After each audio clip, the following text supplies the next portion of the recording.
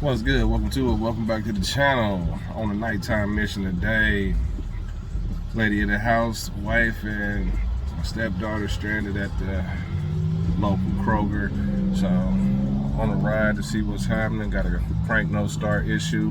So headed up there now. So I figured I'd bring you guys along with the ride.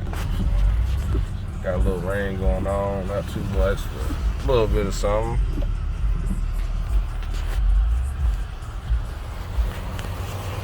Don't need no copyright, so I'm trying to make sure everything is low as possible. You don't hear that.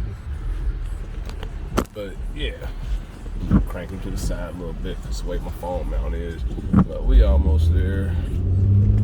Had to grab my little quick and grab and go kit.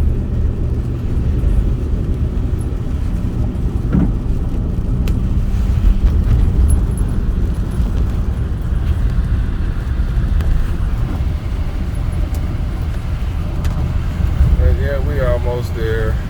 We're gonna see what's happening. Alright, so whenever you have a crank no start, I always want to check the battery, so let's do that first. Sometimes the battery can be drained, so we're gonna do that first. Check the battery. Let's put my battery tester here. I thought it fixed the battery, nothing was coming on. Somebody else is calling. I'm waiting for a minute, so let's see if the battery's getting voltage properly. It's only got 9 volts, so the battery is drained. So let's try to jump it. So hop in the car, close the door, and we're gonna try to jump it. I have a jump pack here, so go ahead and hop in the car and try to jump it real quick. All right, so we got 9.5 volts, and let's go ahead and hook our jump pack. Negative, positive, whichever one you can do first, possibly. Positive first. I mean negative first. All right, let's get it on there good. We get a good crank. Let's see where we get a good connection. This battery could be toast as well. There, I got a problem with my battery jump starter. Let's see.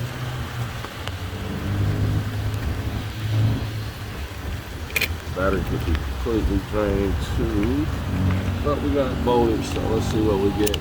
If this one is not going to cooperate, get my other one, and we have nothing. Let's see what we get. 100%, so I don't have a good connection, so let's try to find one that's a little better than there.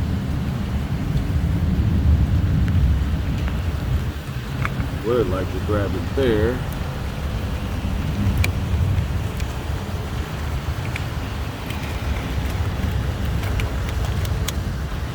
Still no connection. This is supposed to light up. There we go. Alright, try to crank it.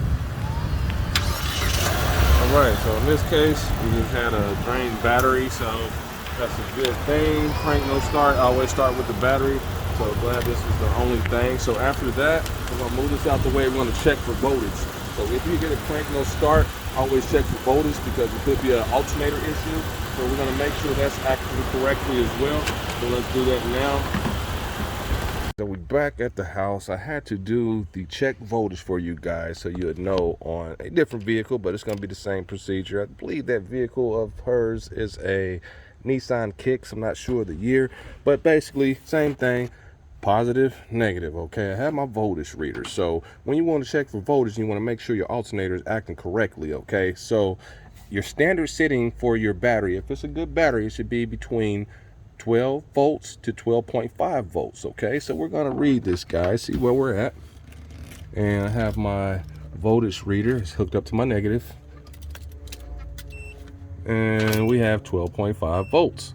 Okay, so when you start the vehicle, that should automatically jump up to 13.9 or 14 volts, no higher than 15. So that's what I mean by check voltage. So once it jumps, and if it's reading 13.9 to 14 volts, that is also letting you know your alternator is good. Okay, so that's what I want to do right now. So you've seen that there, 12.6 now, 12.5. All right, so I'm going to start the vehicle and you'll see that it jumps up to that amount of voltage. All right, so this specific vehicle is a Honda Pilot. So same thing proceeds, same process for every vehicle that's 12 volts or anything that's 12 or 24 volts. So yeah, so now let's test it again. It should say 14, 13.9, 14. All right, so this is a very good alternator. It's reading 14.3 volts, so it's putting out enough juice to make sure this battery is charged. And it should never go higher than 15 because that can be a overload on the battery, which is called an overcharge. So you definitely don't want to do that. As long as it reads 12 volts or 12.5 volts, no lower than that. If it's under 12 volts and it's like 11.89, the battery could need to be put on the reconditioner, and it could be getting ready to be a faulty battery and it could leave you stranded. So yep, now that we know that, I'll leave this sitting here for a second. Hopefully it'll stay touching, but maybe not. But anyway, once this vehicle starts to drop down, I'm trying to see if I can position this. It should go back when I cut the car off. Let's see if I can get it to stay. All right, just stay for me right there. Let me see if I can hold this phone for you guys. All right, I'm hoping my tripod is showing this. I zoomed in. That's 14.3 volts. And to cut the vehicle off, it should go down no lower than 12 volts. Good battery should stay about 12.5. And hopefully that's showing up on camera. And we are good. Still about 12.7.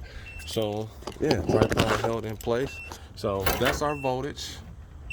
That's letting you know that your battery should be at least that when it's idle.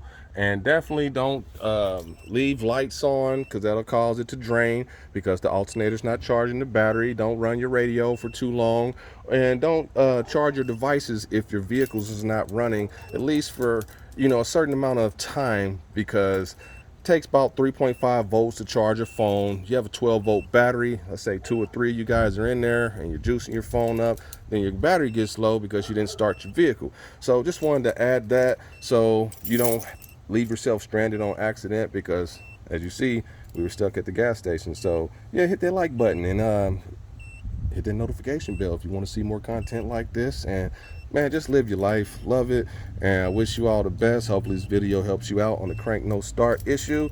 And yeah, to the next video, guys. I'm out.